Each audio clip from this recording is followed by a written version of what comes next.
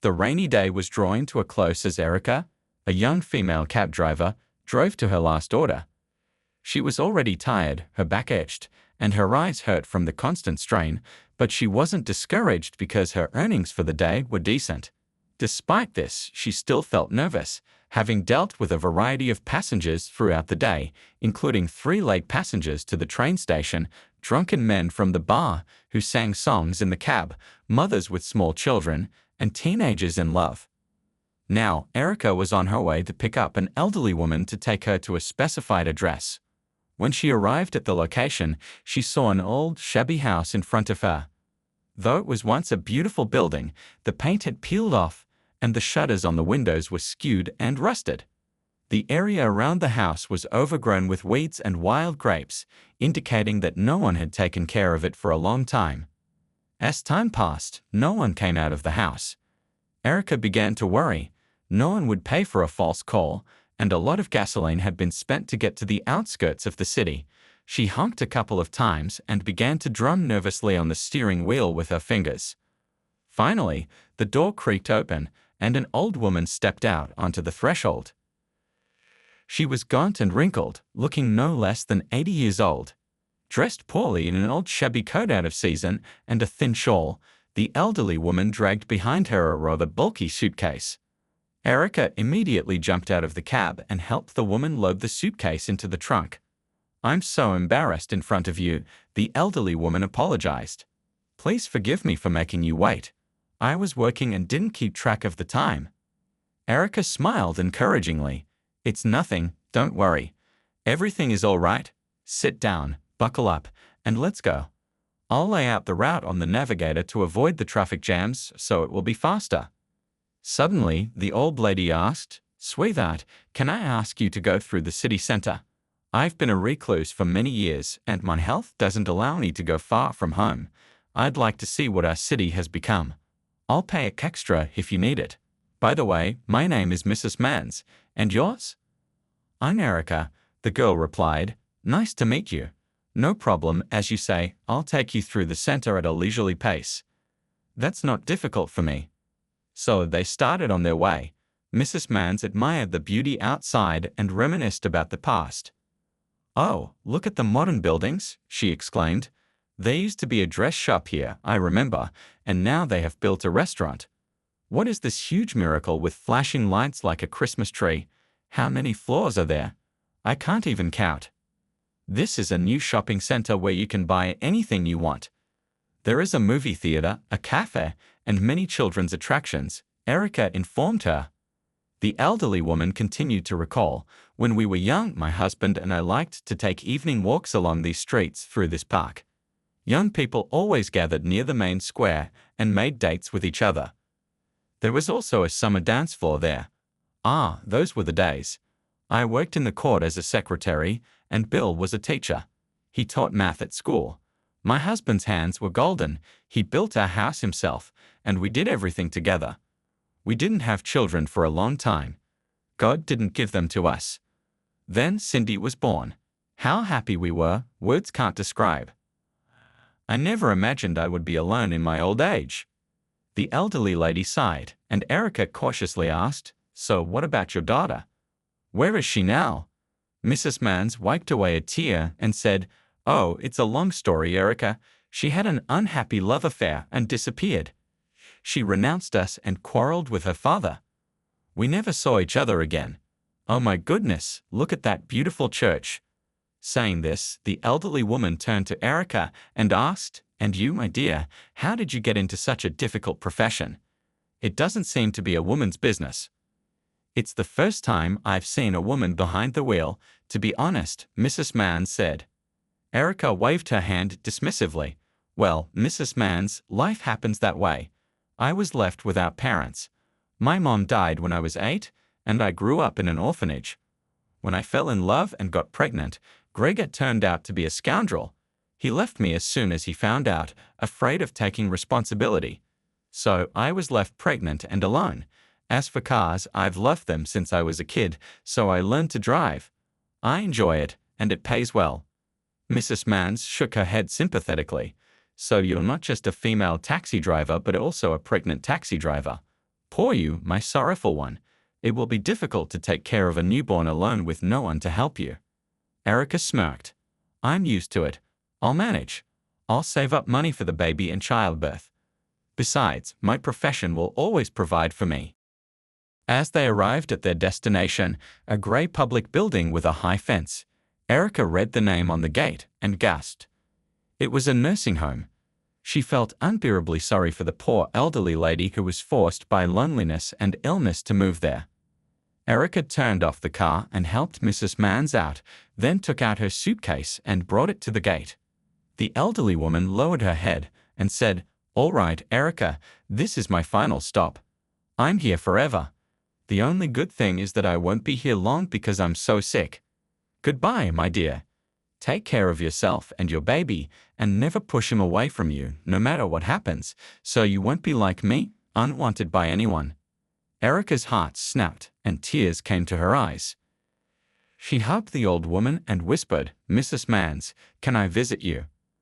The woman only waved her hand. "Go away.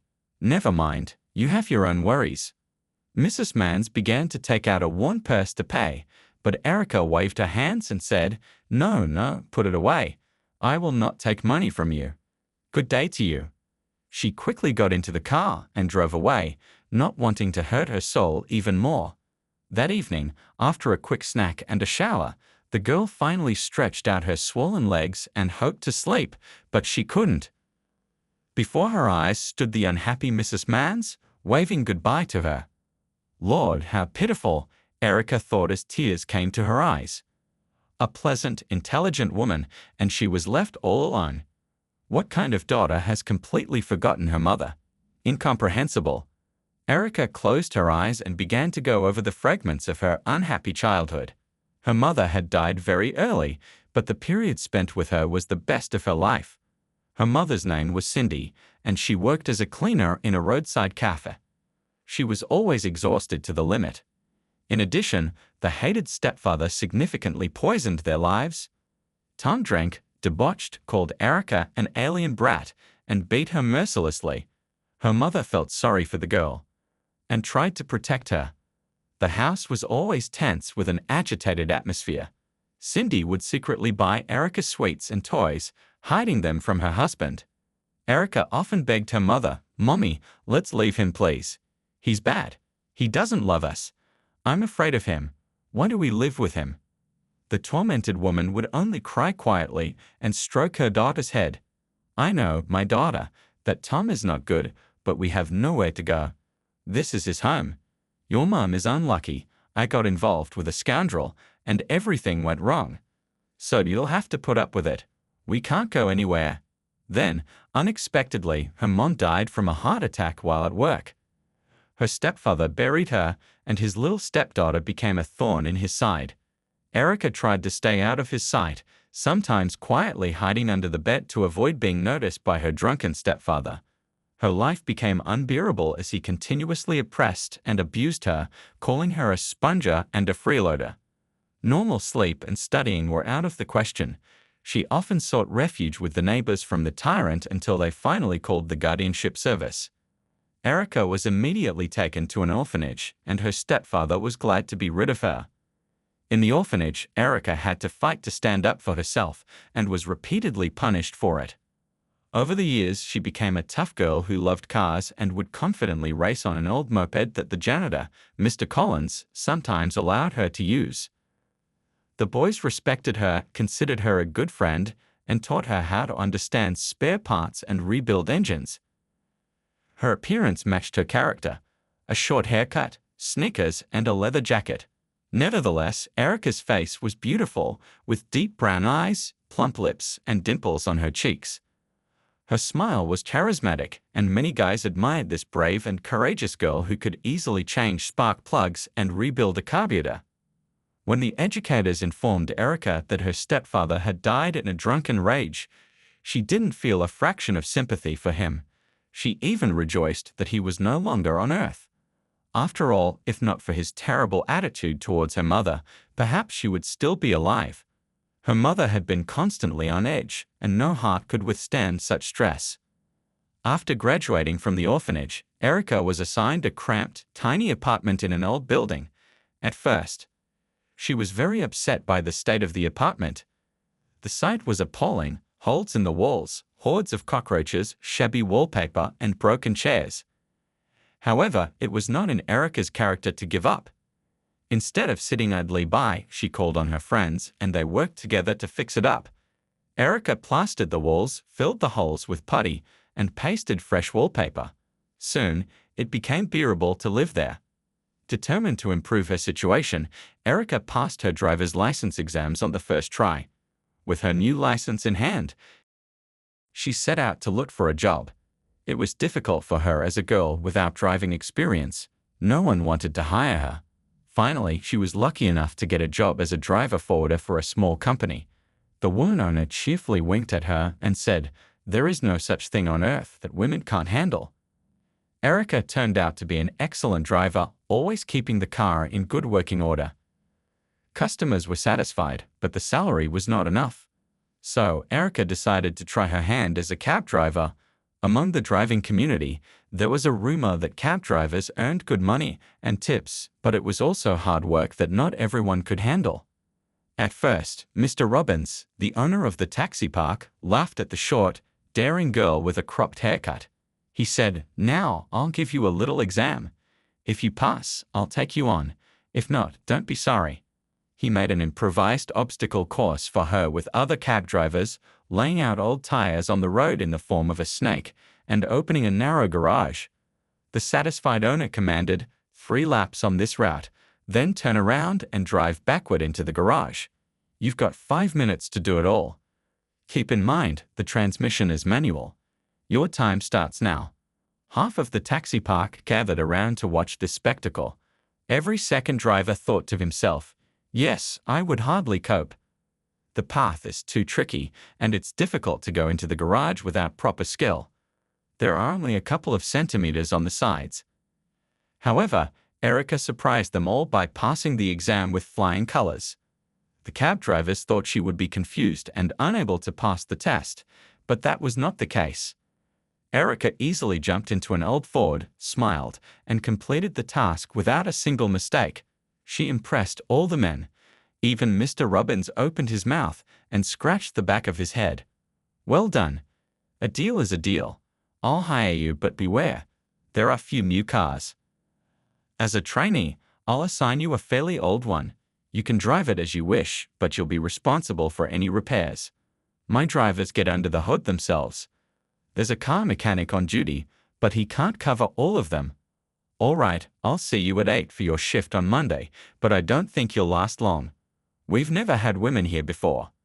At first, the men coaxed the dispatcher into giving Erica the most problematic orders, such as transporting drunken people or dealing with nervous, hysterical ladies who were impossible to negotiate with.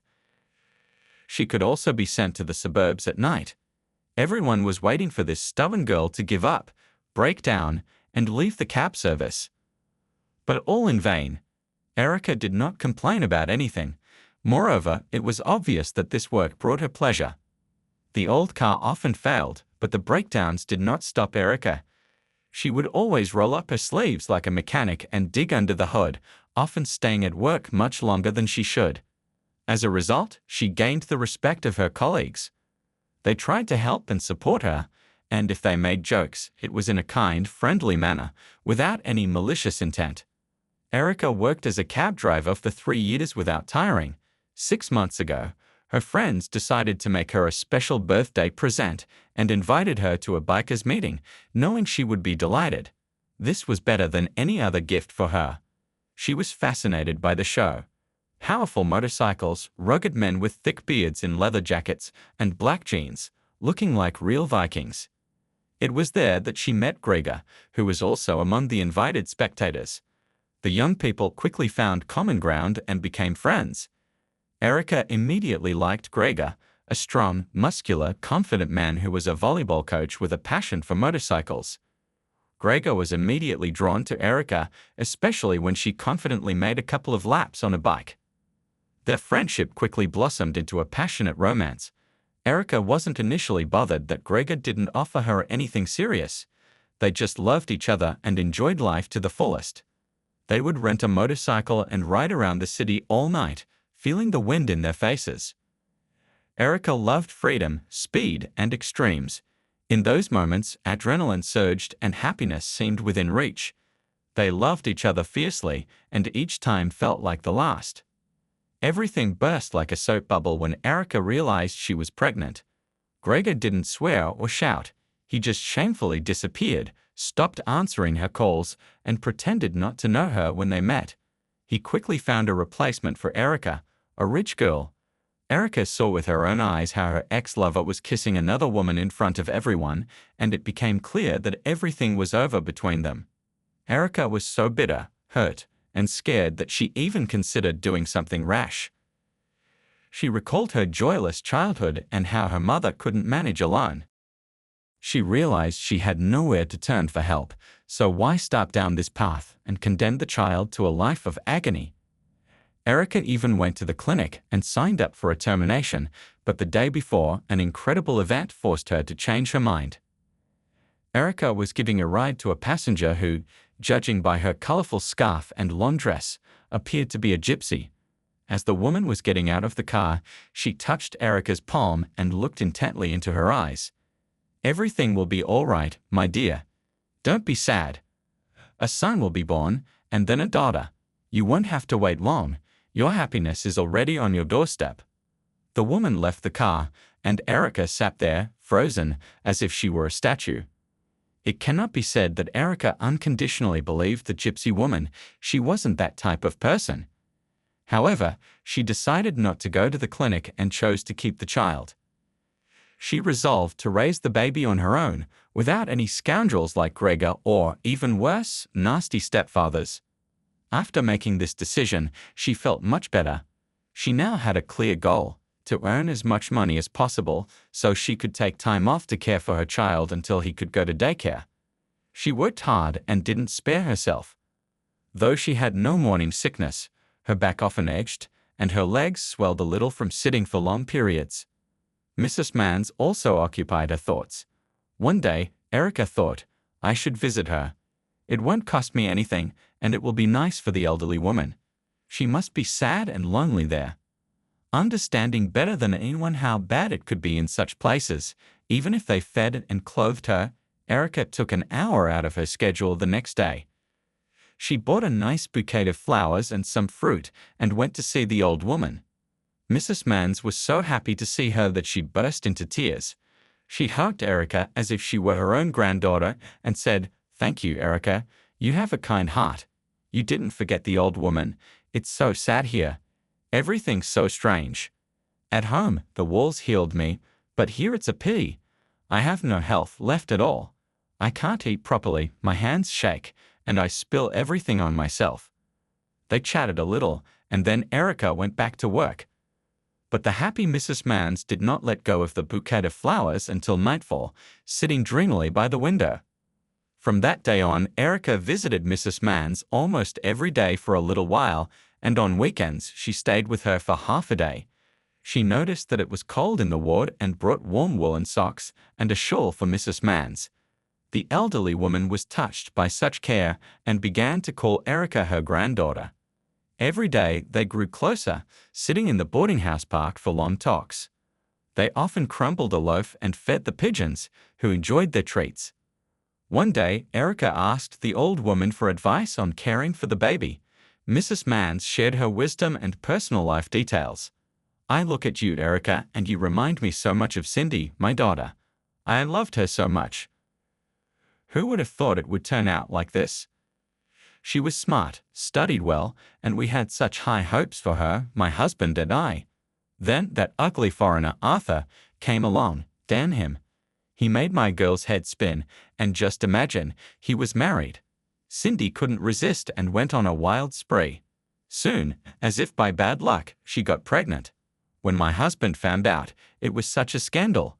He said she disgraced our family and brought shame upon us. That scoundrel denied everything and almost immediately disappeared. He said, 'I don't know anything. It's not my child. Who knows from whom your daughter got pregnant? Cindy was mostly offended by us for going to him to find out the truth, and she left after him. That's the whole story. I haven't heard a word from her since. Where is she? How does she live? I don't know anything. 100 times we regretted scolding her. We should have accepted her. We could have raised a grandson together and forgotten everything in time. She's not the first, and she won't be the last. So don't even think about regretting the baby. Love him, raise him, and the most important thing is that you're together. When he grows up, there will be someone to give you a glass of water in your old age. 3 months flew by. It was Erica's day off, and she had been in the kitchen since morning. Though she didn't know how to cook, Erica tried to make sure the cutlets wouldn't burn. She wanted to treat Mrs. Mans to something homemade. Suddenly, the phone rang. Erica Clark, it's from the nursing home. Mrs. Mans gave us your number yesterday. She suddenly felt ill and, unfortunately, passed away during the night. Please accept our condolences. Who will take care of the funeral? Does she have any relatives? Erica silently hung up the phone, unable to answer. She sobbed and felt a terrible sense of loss, as if she had really lost her grandmother. Without hesitation, she spent the money she had saved for childbirth to give the old woman a proper funeral. Her conscience was clear. Erica was especially touched by the dried flowers from her bouquet, lovingly placed between the pages of Mrs. Mans's prayer book, which was given to her by the nurse. To avoid dwelling on her sorrow, Erica worked day and night until Mr. Robbins practically forced her to go on maternity leave. Erica Clark, are you completely out of your mind? Or maybe you've decided to give birth right at the workplace. Stop it and go on maternity leave for good. We'll always find a place for you when the baby grows up. We need people like you. So, Erica had to go on maternity leave. The very next day, a notary, a middle-aged man with a folder in his hands, suddenly came to her home. What he told her shocked her. It turned out that Mrs. Mans had left a will, signing over her house to Erica. Along with the will, he handed her a letter. I've been instructed to give this to you personally. Here are the keys and documents. You are now the rightful owner of the house. Congratulations. Excuse me, I have a lot to do. Goodbye. The bewildered Erica sat down in an armchair, opened the letter with shaky hands, and began to read. Dear Erica, it so happens that you have recently become the closest and dearest person to me. You can't even imagine how important and necessary your visits were. It warmed my heart to know that someone needed me. Thank you for your kind heart, your nice presence, and our heartfelt conversations. You warmed my lonely soul, frozen from loneliness and indifference. The least I can do to thank you is to leave you my old house. I hope you will not sell it hastily but restore it and live in it with your child.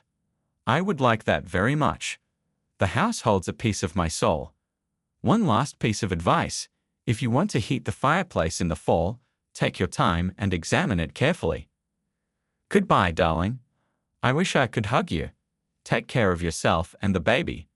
Sincerely with love, Mrs. Mans. Erica wept quietly, remembering Mrs. Mans's dry hands and eyes full of inexpressible longing. Despite her advanced pregnancy, Erica, who was naturally active, decided to move into Mrs. Mans's house and gradually put it in order. She had nothing to do in the four walls of her tiny apartment, and the baby would benefit from having a yard and fresh air.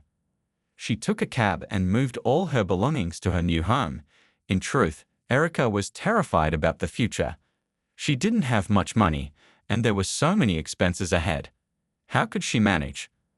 But no matter how hard she tried, she couldn't think of a solution. To keep her mind clear of negative thoughts, Erica started a thorough cleaning. She slowly dismantled cabinets and shelves, organizing everything. She found an old gramophone on the mezzanine and a bunch of records, enjoying the works of Bach and Beethoven. It was a new and delightful experience for her. In the old lady's closet, Erica found a gorgeous turquoise lace dress and guessed it had belonged to Mrs. Mans's daughter, who had disappeared. Mrs. Mans must have cherished it all her life as a reminder of her lost child. The house turned out to be quite spacious and filled with an antique charm. It was clear that Mrs. Mans's husband had a talent for design and craftsmanship. Everything was done with quality and care, needing only minor restoration despite the house's age. Erica decided to convert one of the rooms into a nursery and began renovating it. Paul, one of the cab drivers from Erica's work, offered to help. They had recently become good friends. Paul had been divorced for a year, his wife having left him for another man, so he never hurried home. They often repaired cars together or just talked. Now, helping with the repairs, Paul watched Erica deftly hang wallpaper while climbing a stepladder and supervising the process. She was amusingly dressed in a kerchief and a striped blouse, her belly sticking out like a small watermelon. Paul sincerely admired this restless and active woman. "Erica, I'm amazed at you. Where do you get all this energy? My ex-wife used to get tired just doing the dishes, but you're like an airplane running around the house, repairing, and you're pregnant." In reality, Paul had been in love with Erica for a long time, ever since he first saw this daring young beauty confidently driving an old Ford during her driving test. He admired everything about her, her boldness, straightforwardness, diligence, and charisma. However, he never dared to confess his feelings, especially after learning that Erica was pregnant and her boyfriend had left her. He didn't want to intrude on her emotions during such a challenging time, knowing she wouldn't understand. So he chose to be there for her as a supportive friend and let time reveal what might happen between them. Meanwhile, Erica remained oblivious to Paul's intense feelings, focused solely on her tasks and her impending motherhood. As days passed and the weather grew colder, Erica decided one day to create a fireplace. "Paul, could you bring a couple of piles of firewood? Let's try to light it up before winter arrives. I should probably call a chimney sweep if there are any problems," Erica suggested. While Paul gathered wood outside, an impatient Erica couldn't sit still. Despite her large belly, she climbed inside the fireplace with a flashlight to inspect it for signs of deterioration. Suddenly, her hands grasped onto something, causing her to tumble backward along with a cloud of dust and soot, prompting a fit of sneezes. Her curiosity piqued, Erica quickly unwrapped the mysterious package she had found, a box. Opening it, she gasped in astonishment. Inside were various pieces of jewelry, gold chains, bracelets, gemstones, and even gold coins. "Oh my goodness, there's a fortune here. This must be a gift from Mrs. Mans. So that's what she meant in her letter about the fireplace," Erica exclaimed, berating herself for almost forgetting about it. At the very bottom of the box, wrapped in cellophane, were old black and white photographs. Erica carefully examined them. There was Mrs. Mans, and beside her, presumably her husband. Another photograph revealed a younger woman, Cindy, labeled as Mrs. Mans's daughter. "But that's my mother. I remember her well. How can this be?" "There's only one explanation. Mrs. Mans is my grandmother, and I'm her granddaughter. My mother, Cindy, whom she spoke of with such warmth," Erica realized in disbelief. Just then, Paul entered the room. Erica sat on the threshold of the house, frozen in disbelief. She was covered in grime, sitting on the cold floor, tears streaming down her face. Clutched tightly in her hands were some old photographs, and beside her lay a jewelry box. Paul rushed over, alarmed and bewildered, shaking her gently, trying to snap her out of it. "Erica, did you fall? Why did you go up there alone? You're restless. I would have helped you. You can't sit in the cold like this. What's wrong? Where did you get all this stuff?" Paul asked urgently, concern etched on his face. But Erica remained oblivious, whispering softly, "Mommy, that's my mommy. Do you understand? Mrs. Mans, who I cared for before she passed, turned out to be my grandmother. I just found out." Paul was taken aback, unsure of what to make of Erica's emotional state. He had never seen her like this before. Wondering if she might be delirious from hitting her head or if it was a symptom of pregnancy, he fetched a glass of water from the kitchen and gently handed it to her. "Here, drink this.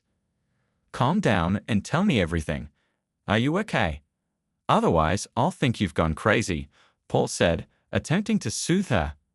Finally, after a few moments, Erica composed herself enough to recount the entire story to Paul, from beginning to end. Paul listened intently, his surprise growing with each revelation.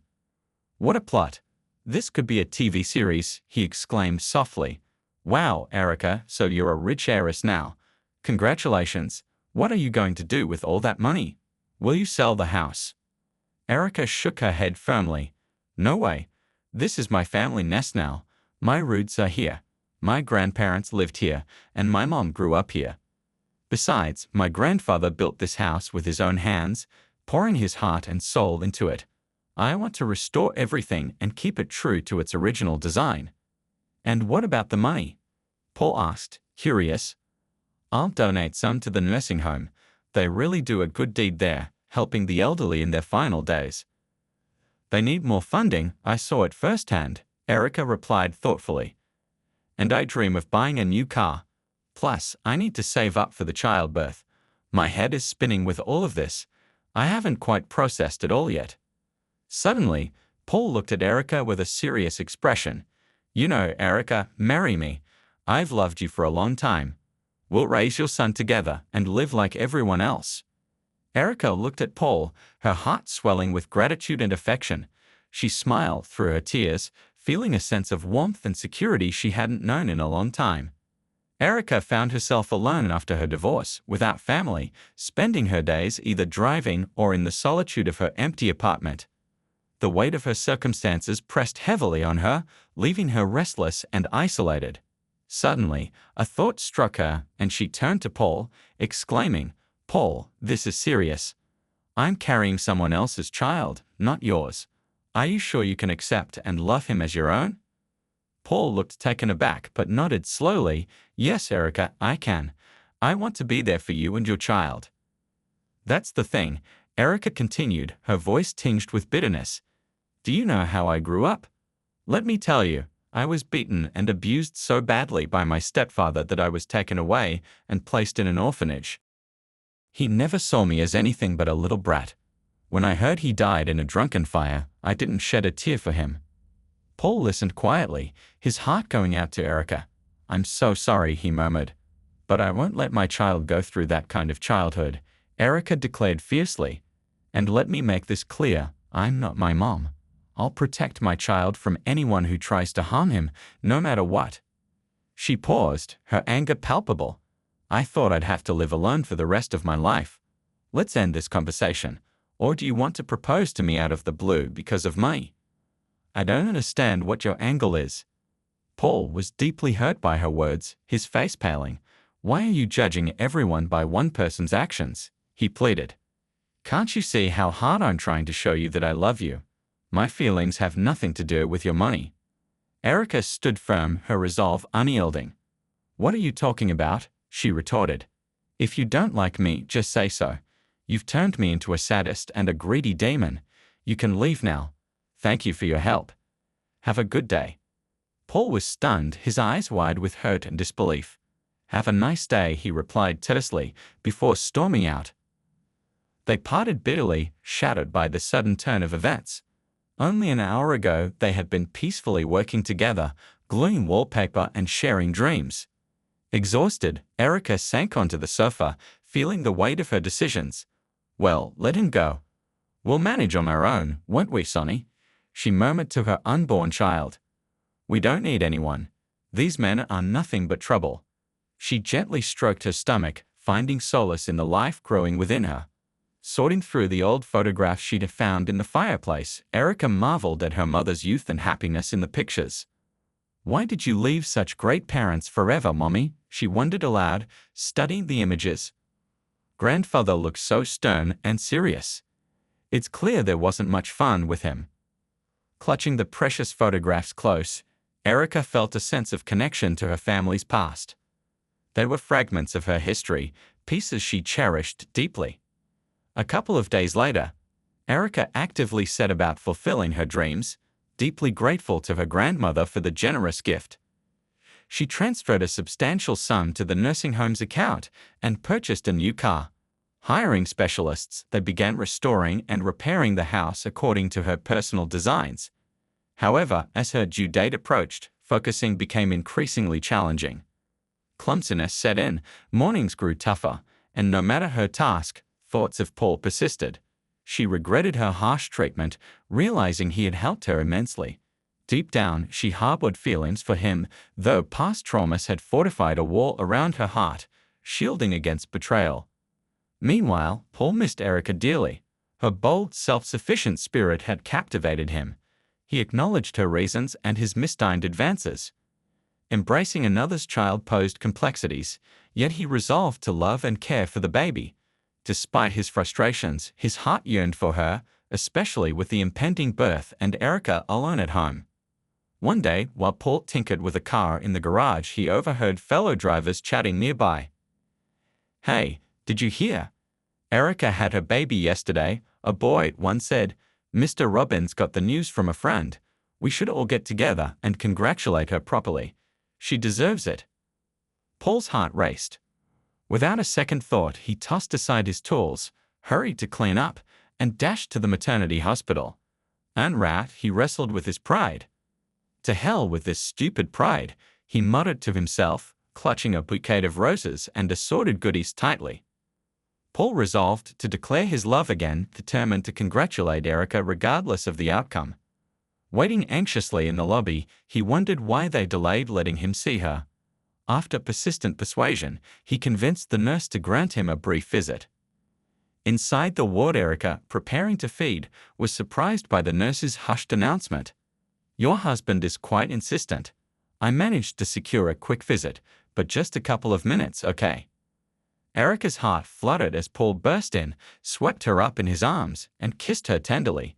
He presented her with a bouquet and a bag of fruit, then blurted out his heartfelt proposal. "Congratulations, Erica. Now you won't get rid of me. Marry me. I promise to love your child as my own. I can't live without you, even if you can't cook pancakes or cutlets." Erica chuckled, touched by his sincerity. "You're something else, Paul," she replied. "But yes, I agree. And please forgive me for my harsh words earlier. It's not you, it's just hard for me to trust again." Paul beamed with joy. "Wait, what shall we name our son? He'll carry my surname. You and he are mine, that's it."